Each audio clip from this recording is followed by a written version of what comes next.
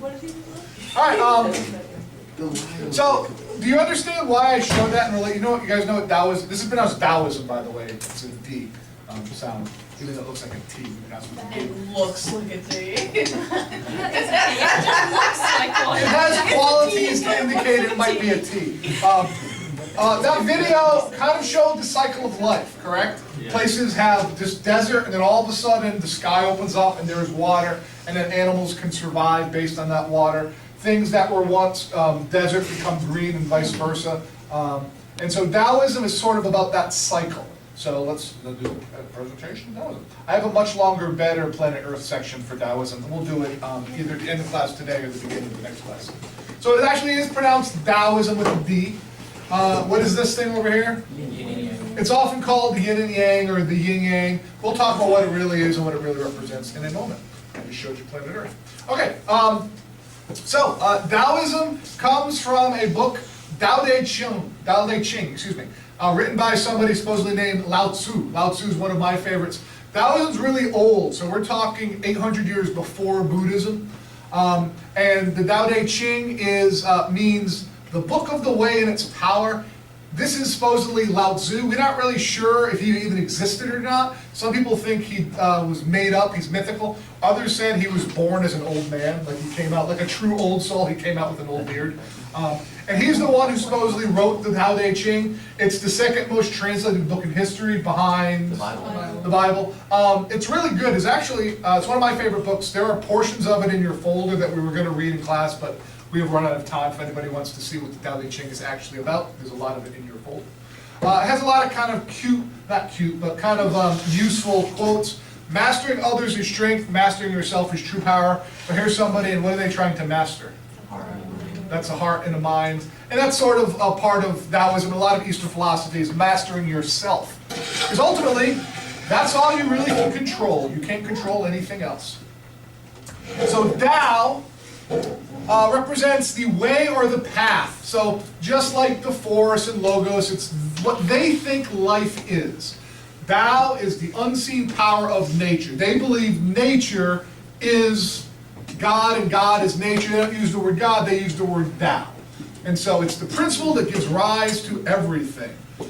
There's a story, this is a famous story, of the three great Eastern philosophers, Buddha, Confucius, and Lao-tse, and how they both, all three of them tasted vinegar. And the story goes, Confucius, who we haven't talked about yet, he said the vinegar tastes sour because life itself is sour. People aren't as good as they used to be. People don't have values anymore.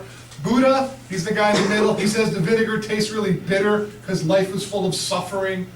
Lao-tse says, no, it tastes sweet because life is good and bad, right and wrong, it's always great, just the way it is. Much more forgiving about, bless you, much more forgiving of different things. I don't know if we're going to have time for Confucius and that. We already talked about Buddha. But Lao-tse, basically, his belief is, Taoism comes from nature and observing how nature operates.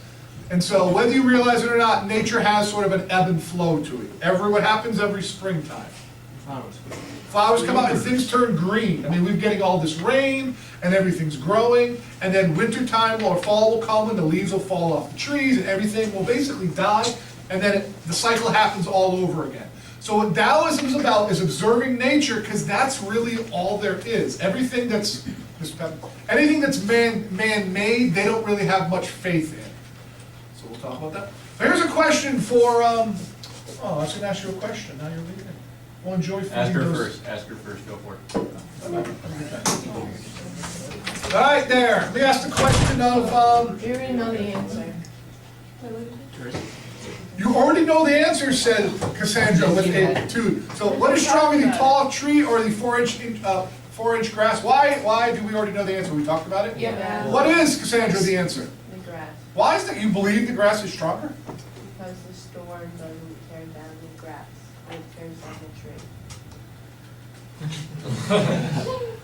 All right, Cassandra, let's play some more. So rock, paper, scissors. If you could pick any, like back in the day, I used to do rock, paper, scissors with people, and they'd like pull out like a gun out of their hand, like the gun would beat the paper. Okay, but if you could put anything in rock, paper, scissors, Cassandra, what would you put out there? Anything in the whole universe, this thing is actually undefeated. Paper. Because they're No, not necessarily limiting yourselves to these three, but extending it to anything in the whole universe. What beats everything else? Air. Air, okay? Other views. What beats everything else? You can compress air. That's it? No. Shotgun. Don't shock, okay. Black hole. Are we just naming the most powerful things? But the air can dry out the water. Water. Water comes back. What about the sun? I want the sun. I want the No, sun. because suns can be killed. By the moon. Yeah, you tried blowing up a sun, not you. By the moon. You know what happened if I friggin' moon flew into the sun? just turned into Alright. it would melt instantly. I said, empty your mind. Be formless, shapeless, like water. Now you put water into a cup, it becomes the cup. You put water into a bottle, it becomes the bottle. You put it in a teapot, it becomes the teapot. Now water can flow, or it can crash. Be water, my friend. Water is basically the key principle, or one of the key principles in Taoism, because basically, what beats water? Heat. If heat goes to water, what does water do? It adapts and it turns to steam. And then it goes back. Right. The concept that you get from Taoism is, and this is the lao-tse quote, water is fluid and soft and yielding, meaning it will give and take. But water will wear away rock, which is rigid and cannot yield. As a rule, whatever is fluid, soft, and yielding will overcome what is rigid and hard. This is a paradox. What is soft is strong. Most people would say water, I mean, obviously you could just, with your hand, pick it up. But nothing beats water. If you apply flame to water, it turns to steam. If you apply cold to water, it turns to ice. No matter what you pour water into, it will take that form. Water carved out the Grand Canyon. And so they look to water as really a principle that they should apply. How should you be in life? Should you be proud and strong and rigid? They say no. In fact, that very attitude that proud and strong and rigid works doesn't, because you end up breaking if you're not flexible. And so they look to water as sort of an element that they should look to model their lives after. That sounds really odd because we have all these books and we have all these teachers and we have all these material things, but in nature, being that we're part of nature, water will defeat anything. It can't be defeated. Why don't we act more like it, say the Taoists? And so that's sort of how nature becomes an important thing to follow. So they actually look to nature and they reject mankind's beliefs. And they're very, now, some of you who have not liked Eastern philosophy, and it's fine if you don't, you've written things like, I feel that like sitting at home and being like content with my bad situation is being like a sloth, it's weak, it's blah, blah, blah, blah. That's not true for the other philosophies. It is true for this. Taoists believe that you shouldn't strive for things. They believe you should sort of just hang back, don't do anything, you're just messing with it. Let nature run its course. So if you're somebody who doesn't like Eastern philosophy because it seems like they're just accepting of their fates, it's only Taoism that's like that. They reject what man says is important. They look at things like what's strong, what's flexible, what's powerful. And those are the things that we should take from nature and apply them to our own lives. And so, for instance, death.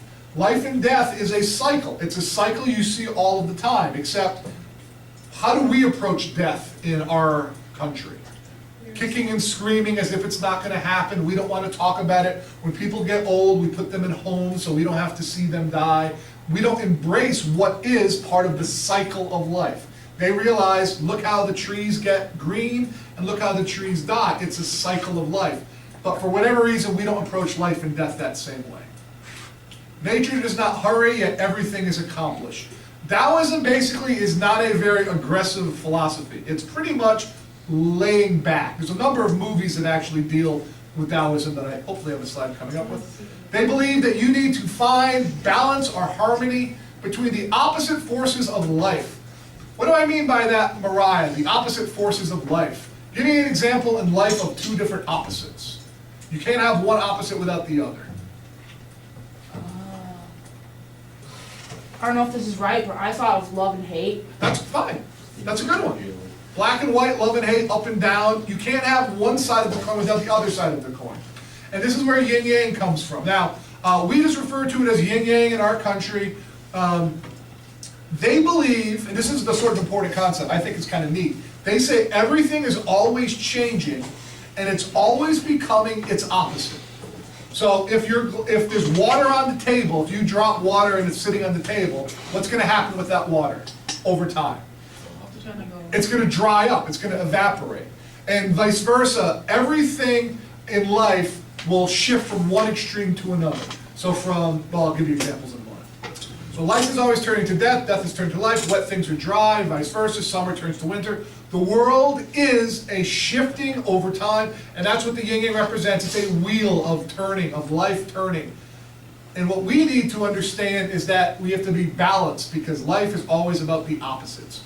So yin and yang, yin is what's often called the dark, soft, yielding part, the feminine aspect. Yang is the inflexible part. Is that true? I probably should have asked that question. Who's more yielding, women or males? Oh, I'm not gonna comment on this one. Women are, right? So you're obviously the, I mean, maybe it's a bias. is there a Last Airbender reference here? No, but like, I'm pretty sure that picture is from Last Yeah. Airbender. Those two, like those fish are in it. I put that in for you, Marvin.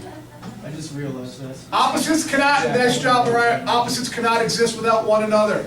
So here are examples of different opposites representing. Now, in case you're not familiar with the concept, first off, this thing actually is not called the yin-yang, it's called the Tajito symbol. I think I'm pronouncing that right, I could be wrong. We refer to it as yin-yang. Some people think that's offensive because it's a combination of yin, which is all of these things, and their opposites, which are all of these things. It is a wheel, and life is always turning, always changing, and in everything light, there is darkness, and vice versa. So if you ever hear like what's in the silver lining, in every moment of bad, there's something good you can learn from it, and vice versa. What's that? Is that a white circle with a black background, or a white circle with a black to the white?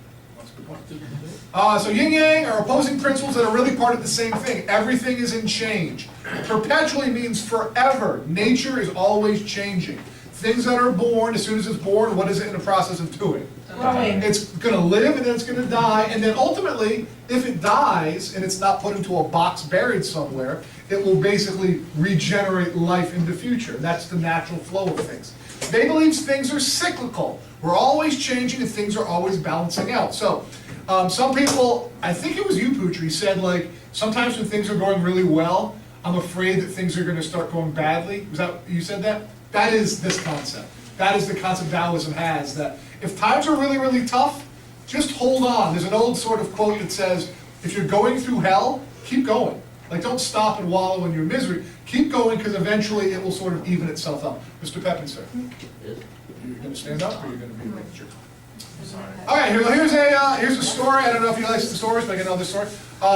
There is a man, and he's got 4 kids and a wife, and his older father is living with him. His father's like 80, and the man's working really hard every day just to find enough food to feed his children and his wife, but his father he has to feed, and his father's close to death. And so one day his father basically gets called over, and the man has built a coffin. And he tells his father, please get in.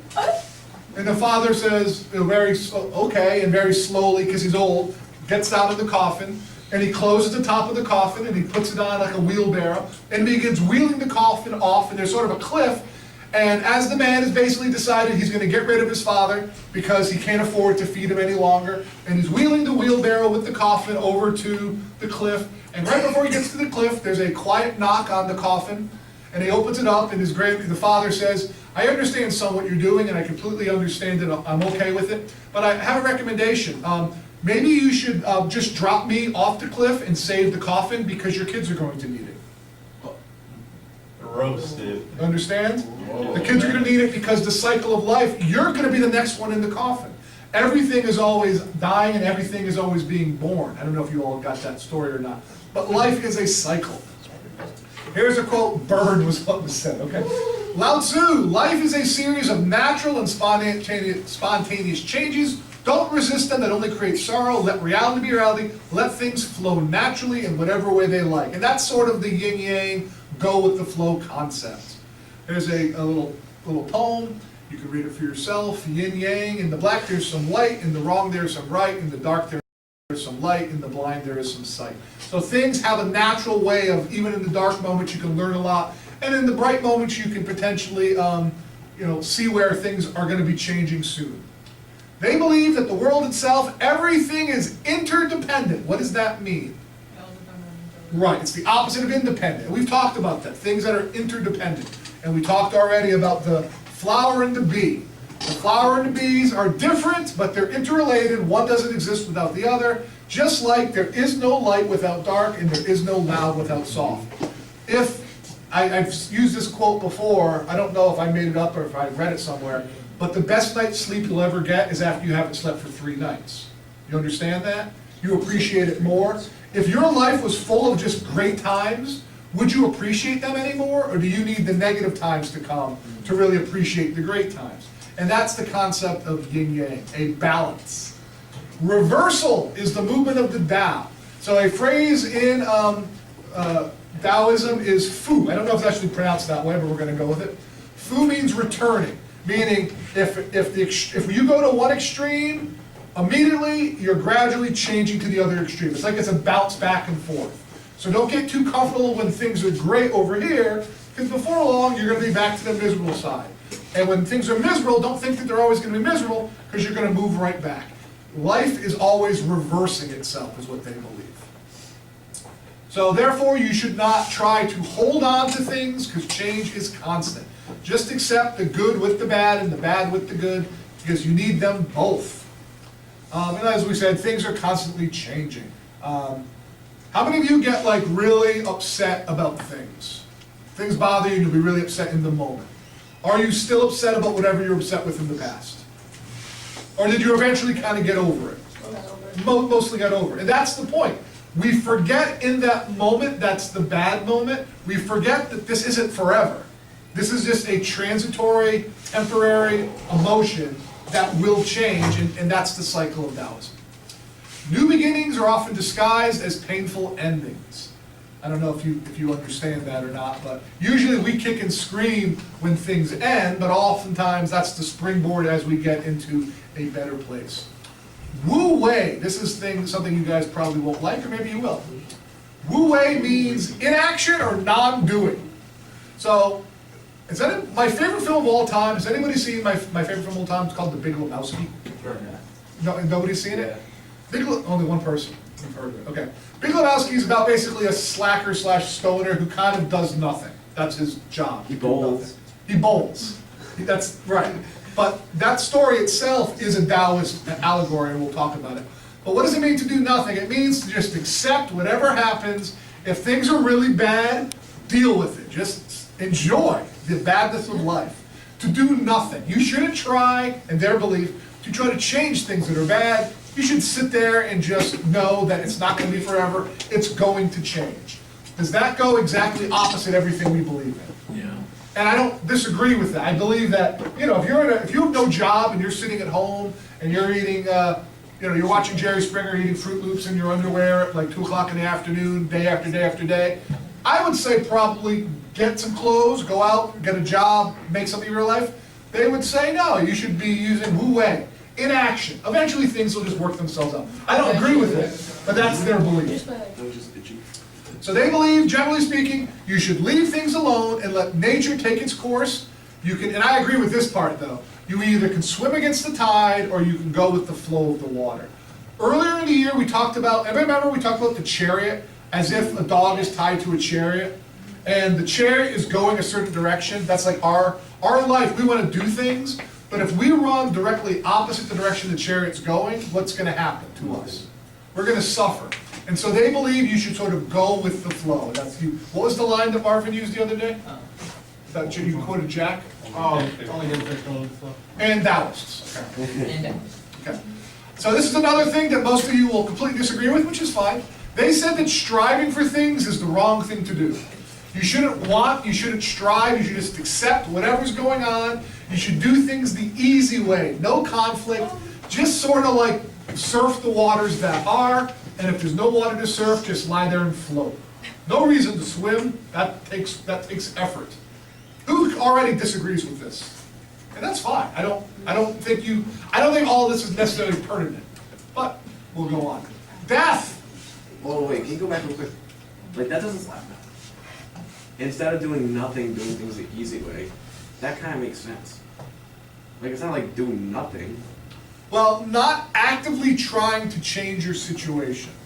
Not actively trying to take charge of things. Mm-hmm. They understand you really don't have any control. Exactly, like you can't change anything besides yourself, so like, what do you, like that's where all like, in the past that we've learned about like all the strife that we cause ourselves is by trying to change our situation. Because of striving. Yes. Yes. It's more accepting of the natural flow of things. But they believe, now it said, I wrote down, doing things the easy way. Mm-hmm. But if they believe things are always changing, going from one extreme to another, if you happen to be in a bad extreme, all you gotta do is wait it out and eventually things will be fine.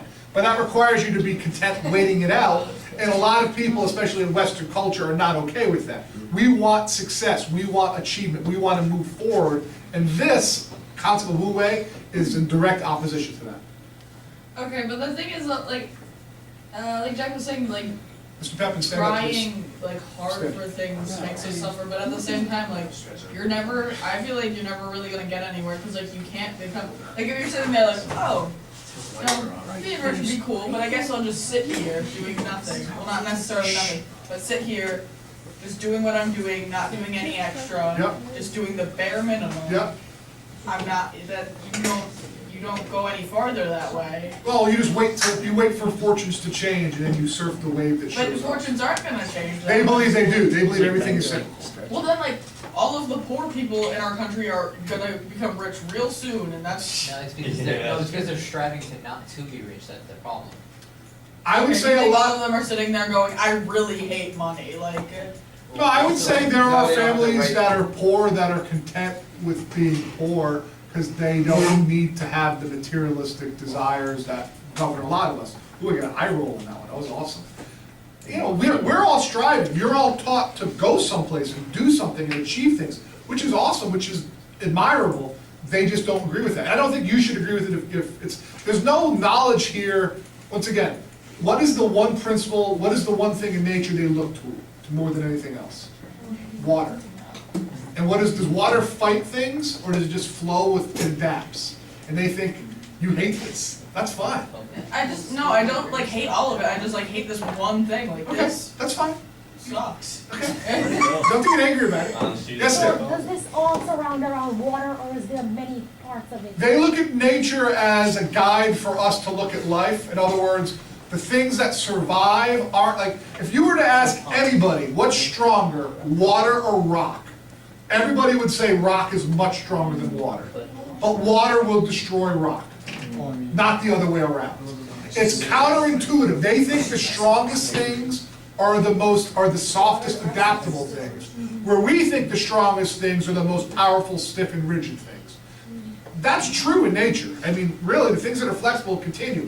And they're saying, instead of you going, I must succeed, I must strive on, I must achieve, I must have success, they say you're setting yourself up for problems. Just kind of chill, and eventually things will flip in your favor. I don't know that it's going to work for any of you, or it should, but I'm just saying what the belief is. Yes, sir. I think the biggest problem that everybody's having with this and why it's not making sense is because we all have like the same similar like Western mind, and when we're talking about happiness and like our quality of life, we always associate it with our wealth and our property. Yes. But that's not the point of Eastern philosophy. It's about the quality of life, being like how content you are with your own being. Excellent. And where you are in your life. I probably should have recorded, or actually, I should put that into a slide, because ultimately, Dakota and everybody else, if you're not happy now, you have a picture in your mind when you will be happy, and it will be after you've achieved something or obtained something or gotten some sort of a success or achievement. And they would argue that those things won't necessarily bring you happiness either.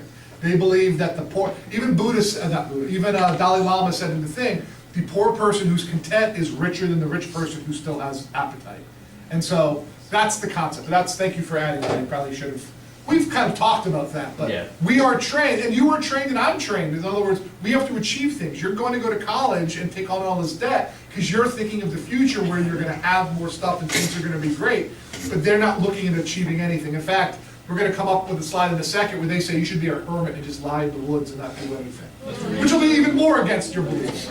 Well, like, first of all, also like was said, like happiness is a choice, so it doesn't matter like what your situation is, like happiness is a choice. But also to the flexibility thing, even in nature the most flexible thing survives, but if you look at like structures, like man-made structures, like we used to make our bridges and skyscrapers so rigid, and now they literally, the skyscrapers move. I don't know if anybody knows that, but when They will move a when good deal. big wind come through, they literally build a structure that's flexible so that the building shifts back and forth, and bridges like bend. Like people, I was just actually talking with my Suspension parents' friend bridges. yesterday. They used to live in San Francisco, and they would walk across the bridge every day, and you can feel the bridge moving and swaying underneath your feet, and it survived a lot longer than any bridge that's rigid. So like, I don't know, I think that they're probably onto something that we don't understand, because like most of us are, like Seth said, like we all like, oh, our parents tell us this and like school tells us this, but like, I don't know. Like I feel like if we were raised like these people were, they would, I mean, we wouldn't have this mental barrier in our head that makes us more frustrated learning these new things. Yeah, I don't know, I think there's a mental barrier. I don't know that this is right. Now, I agree that we can learn things about the flexibility of water, we can apply it to bridges and buildings, and we can apply it to ourselves in terms of how we deal with situations. But I don't necessarily believe this to be true. I think if you're happy not striving, great. But a lot of people want to become something. They're not happy with what they are now, they want to become something, and that's going to require them to move from point A to point B. Putri. I was raised in a family where I think it's a combination between two. My parents encourage me to go to college and like achieve stuff, but at the same time they teach me how to like be content of what you have, but don't be, how do I say, but like just, you can do whatever you want, and like you can have goals, but if you cannot reach the goals, at least you are content with what you have. Right. So you will not be sad, or at least you have something to be grateful of. So my parents teach me not the extreme of the other, but they like kind of like combine all of that. Right. So like It's a balance. Like this one said that you don't have to do anything, you just like sit down like and do nothing. Right. But from what my parents told me is that you can have desire, but just don't let it control you, and the other way around. I think that's a healthy way of looking at life. I mean, Socrates said it, and a bunch of other philosophers over time said it, but the man who's content with what he has is the richest man. Yeah, because I remember whatever that is. Yeah, I remember when I was a kid, my parents have this 10 books of cartoons that was Lao-tse and Confucius. Yep. They always read it every time before you go to bed. Really? Like, I don't really remember what's the story, but looking back, I kind of get what the concept is. So your children's story were like I Lao-tse have and no idea what that Confucius. is. We learn about Yeah. Barney. You don't know who Barney is, and that's a good thing. I Go don't ahead. know the Didn't what's we the get role? correctly? Purple What's dinosaur. the dinosaur? Dakota, what do you want to say? Okay, I completely agree with what she has to say, like, she said it really well. Yeah, because, like, I don't know. I'm not necessarily saying that, like, you have to be, like, miserable to want to move forward, but, like, I don't know. If you can be happy with what you have and still want more. Because, like, I don't know. What do you want more? The thing is, like they said, like, well, everyone's saying, like, to be happy, you can only change yourself. You can't change other things. Right. But isn't part of changing yourself changing what you're doing? Yeah, that's changing So, yourself. like, if I don't do anything and I still work, like, in retail for the rest of my life, but I don't like it, what am I supposed to do? Just, like, continue working until someone gives me a different position that I'm gonna like better? Exactly, but, like, what's being said is that you don't strive for things. Well, that's not the point. Yes, but yes it is, that's what it says. Well, yeah, it's a slide that he's teaching us. Okay, but I'm not saying, okay, I was. I'd like to point out again that you're also. You're fine. Yes, Cassandra. What if you're like your family abuses you, or like a relationship abuses you? Are you supposed to just go with the flow? No, that's a good, hell of a point. That's what I'm saying. This is directly in opposition to a lot of things. They're talking more about, and I can go back to it again, the easy way to minimize hardship. Now, if you're in a terrible situation, I would doubt they would say, continue just to go through it, and eventually things will resolve themselves. Yeah. That's not a healthy outlook. So don't apply this to that.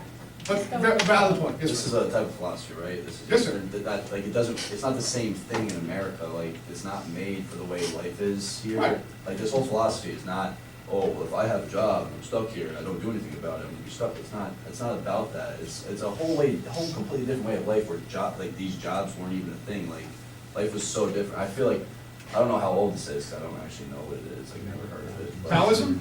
800 years before Buddhism. Yeah, So it's really old. jobs weren't a thing. You were a self-sufficient man. You grew whatever you needed. You traded whatever. There was no such thing as a job where, well, I'm stuck here. I can't move forward.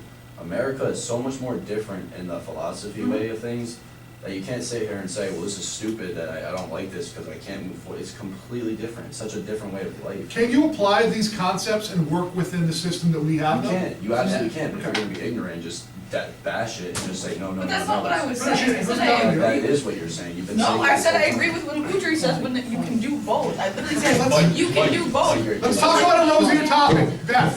All right, so, that's a hard transition, so, yes, I'm gonna go ahead. So, one example I think you can take from it is the way they look at life and death.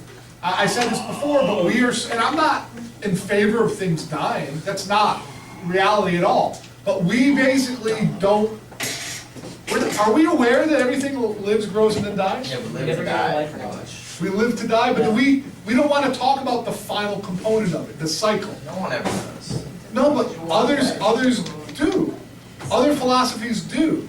People in India, their whole life is leading up to their death and trying to awaken before They their can death. do that over there in India. They can. Okay? I don't need to worry about that. No, you don't. No, No, but here's the thing though, okay, you can say it that way, but the idea is, if they're not suffering, the line I said before is, you need to die in the morning so you don't die at night. And what die in the morning means is you become aware that everything dies, including you and everybody you love, so you're not kicking and screaming as your own death is coming. Well, I know that already. Versus, what's that? But I know that already, that everything that I know, all these people that I know they're all gonna die. I'm gonna die, everything I know. So are you afraid of death? No. Thank you, lao-tse, then you get it already. Fine. Move on. Yes, sir. You want to say something? Yeah, about the life and death thing, I already talked about how I was thinking about death a lot, and I realized that, things don't just end when you die, and that gave me a little bit of a piece of what I was thinking about, but that's why I think it's so important. I don't think success should be measured in wealth. I think it should be measured in, the change that you make in the world, whether it be bad or good, that's what you should base it off, because whatever change you make, they can continue after you do that. It is pretty good comment. It is pretty foolish when you think about it, because most people, not everybody, but most people will measure their success by what they've accumulated. But ultimately, when you die, you don't take any of it with you. So is that something that you really can get? Now, if you had really good experiences and good times and happiness as a result of your material items, then that's good. But a lot of times people suffer because they don't have stuff, but it's not the stuff itself that should be given us happiness. It's our own contentment for whatever it is. Okay, poo. Last thing was poo, this is poo. This is what's concept of the uncarved block. The uncarved block is the natural mind that you have when you're a child before man basically corrupts it. I like the clean slate. Kind of like the clean slate, kind of like the beginner's mind of Zen. They refer to the uncarved block. So the idea is once your mind as a little kid, like if you could go back and look at the world like you did as a little kid, would you? Yeah. I don't know. Well, you learn a lot and you become a lot hardened and you become more judgmental, comparing and things like that. But they say the uncarved block, meaning society hasn't carved it already. You just observe things without judging them. You're not saying, oh, that's right or wrong, good or bad, whatever it is. What are you taking a picture of? Poo. I'm taking a picture of poo. Well, it's interesting because when I say poo, what do you think of? Well, hey, probably a bad way to say it. Feces. Okay, if other than feces, what else might you think of? Pooh Bear. Winnie the Pooh. And so that's actually the basis for this. Pooh is the idea of simplicity. You should just live a simple life. You should be almost childlike. Miss Church said something about this the other day. Miss Church understands this. How Pooh is a Taoist master. I was talking to her about. I think I taught her that years ago. I was talking to her about this in philosophy. Yeah, I had her as a student years ago. The idea is that if you're simple, you have few desires, your life will be very smooth. And so here's actually Winnie the Pooh. Winnie the Pooh was written by a Taoist I believe Benjamin Hoff was a Taoist, who basically tried to get the idea across. Which of these groups represents us, do you know? Tigger. It's the. No, probably the owl. It's the owl. We tend to fret. We tend to complain when things don't go our way.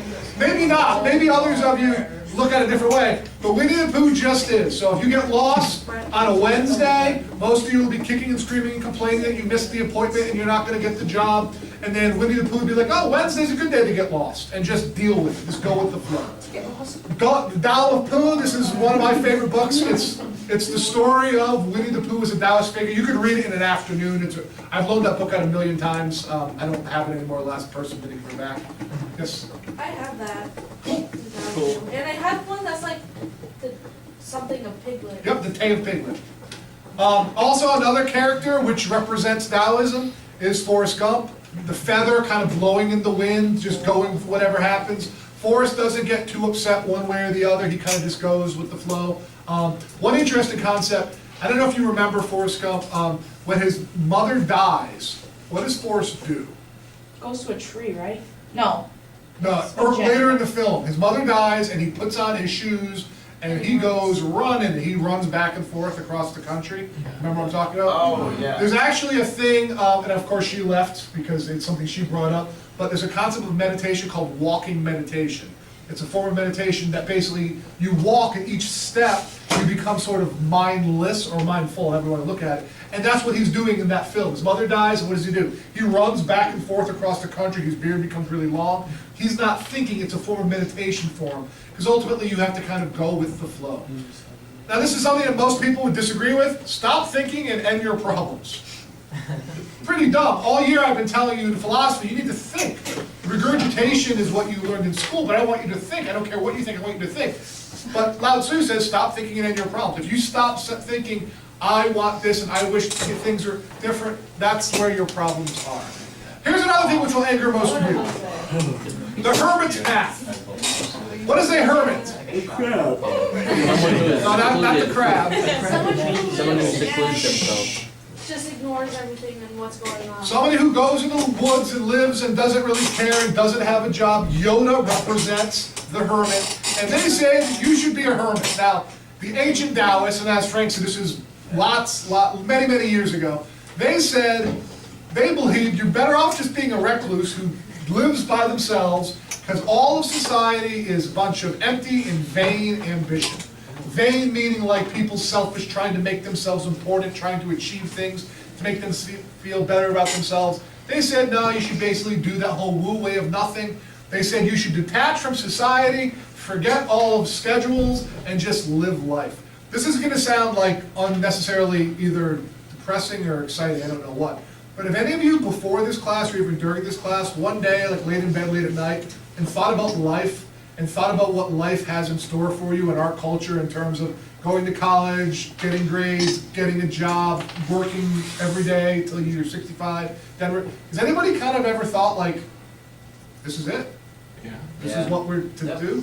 And so they said, no, detach from society. Just, like sometimes if I stay home, I'm not in school, and I go to the bank at 10:30 in the morning, and I see everybody else driving around, and I think to myself, why don't they have jobs? Why aren't they somewhere? And everybody's out in society living, but then we go to school and you're kind of locked in a building for multiple years where you learn stuff, and then eventually, if you do well while you're locked in the building, you'll be able to go get locked in another building where you'll press lots of plastic keys and they'll give you lots of pieces of paper. That's the keyboard and the money which you will achieve. They said that's a bunch of garbage, you should just detach from society. They said appreciate the natural rhythms of life. Now, and a donkey. All right, that was another story. It's a Nasrudin story, if you like. Nice. Just like, Go boy. you like Nasrudin? Yes, I do. All right, Nasrudin is riding a donkey. Him and his son are riding the donkey. And a man comes, a couple people are walking alongside of them, and they say, Nasrudin overhears them, and they say, what times are these? 2 men are going to be on the back of such a small donkey, they will crush him. How terrible are they? And Nasrudin hears that, and he said, as they walk away, and he thinks to himself, wow, they're right, I should really listen. And he tells his son, get off the donkey. And so he's riding the donkey. And then they go a little bit farther, his son's walking alongside, and he's riding the donkey. And then somebody else walks by and says, what times are these? A man will ride a donkey while he makes his frail son walk alongside. How terrible is this? And Nosedive says, all right, son, get back on the donkey. So the son gets in the donkey and Nosedive rocks alongside. And they come across another few people and they mutter to themselves, how terrible is this? A man has to walk in his old age while his young, able-bodied son gets to ride the donkey. How foolish this is. And Nosedive hears that as well. So they both get off the donkey and they walk the donkey. And finally, another few people go by and say, what times are these? These idiots, they're both walking alongside the donkey rather than riding on it. The idea is we listen to man as a guide for life, and we change what we do based on what others say.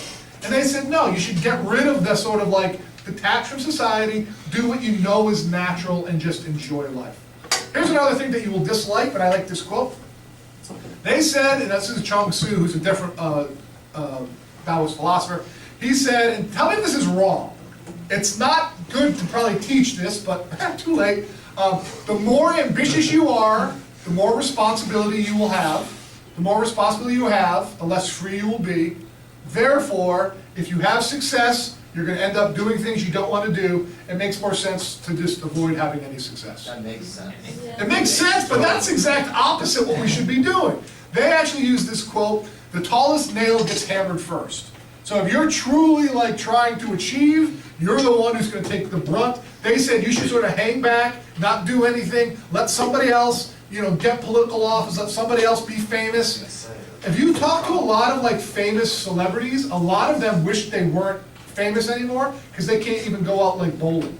They can't even go out anywhere because now their fame has made them special. They are now the tallest Like I nail. said, like Trump, like the tallest nail gets hammered first. Like anything he does is news. Anything. A principal or a president, whoever's in charge, takes stuff. Now, ultimately, I would say to achieve is a good thing. They're disagreeing with that. And I'm not saying you have to agree or disagree. Yes, sir. You all thought I was crazy when I said I just want to go live on a beach and drink coconuts. Hey man, I just want to live in the You woods. can't drink a coconut. You can drink the coconut water, but the, yeah. Like you said, like he grinds it up.